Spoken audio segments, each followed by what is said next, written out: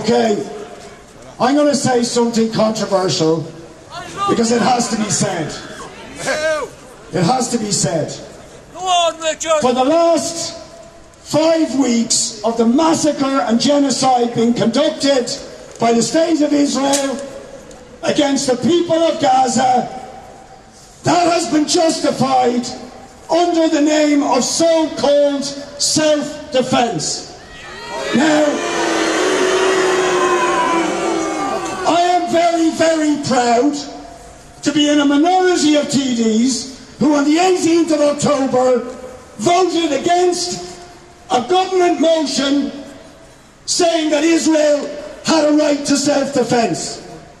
Because that narrative has been used to justify genocide, a massacre and a slaughter that has claimed the lives of 11,000 Palestinians and 5,000 children.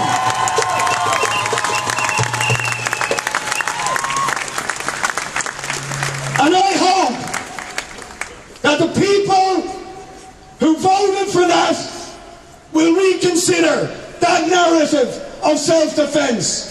Because you see, what we should have known, and we most certainly know now, Israel is not a normal state.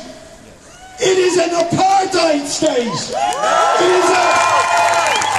It is a state built on the ethnic cleansing of Palestinians since the day it was founded, with blood and murder in 1948.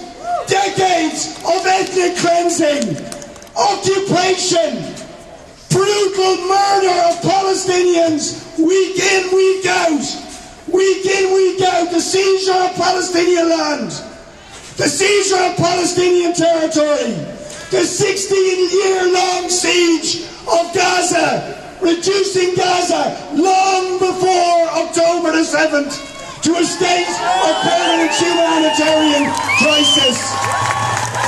So, I say, or I ask you, does a state that is built on ethnic cleansing have the right to self-defense? No. Does a regime based on apartheid have the right to self-defense? No. Does a regime that is based on the murderous, brutal occupation of another people and their land have the right to self-defense? No. But who does have the right to self-defense? Who does? The Palestinian people have the right to resist and fight back against apartheid, against occupation. And we should understand that people in this country were victims of the barbaric dehumanization that we've heard of Palestinians over the last weeks, but it's been happening for years with Israel. But brings to its crescendo when government ministers refer to Palestinians as animals and tell them we will only bring you destruction. They told us that 4 weeks ago. They said they were going to do it, and they've done it.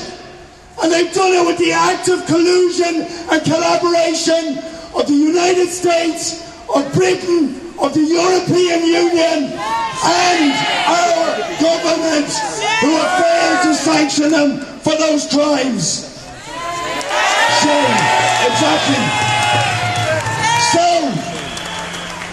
I say, not only do we have to expel the ambassador, and again people should know, we had a motion 4 weeks ago saying expel the ambassador, issue proceedings against Israel for war crimes and genocide, and demand sanctions, and only 7 TDs voted for it.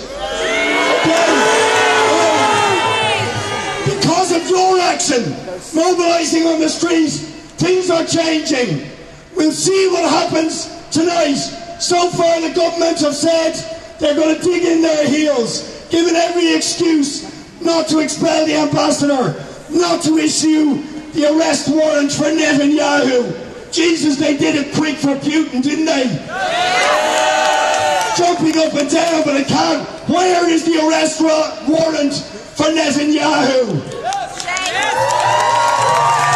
I will say to you, even in the next few minutes before the vote, target the Green TDs you know with texts and emails, because these people have said they stood with Palestinians before. Their votes can carry the government or defeat it. So get onto your Green TDs, get onto your local Fianna Fáil and Fine Gael TDs and tell them you will never vote for them again unless they vote for these sanctions and the expulsion of the ambassador. Last thing, I'm sorry for going on so long, but I want to say something else. Israel could not continue its apartheid regime, its murder and slaughter in Gaza, its ethnic cleansing of the Palestinians without the assistance of the United States of America. The US military are going through Shannon Airport every day. We don't know what are in their planes. We do know on a previous assault on Gaza, there were attempts to bring missiles through Shannon on the way to Israel. We have no idea if that is the case. So we want those planes searched, and in any event, while the US continues to support Israel, to arm it, to give it weapons, the US military should be told to get out of Shannon Airport because they are complicit with war crimes. Lastly, when governments fail to act, the people must act. We have already shaken them with the scale of protests that are happening worldwide, but we have to escalate it. If they don't impose the sanctions that are necessary to stop Israel, then the people have to do it themselves. We've got to boycott, organise for the boycott. No Israeli goods, no assistance to Israel. Protest, occupy, civil disobedience, mass mobilisation, whatever is necessary to stop the slaughter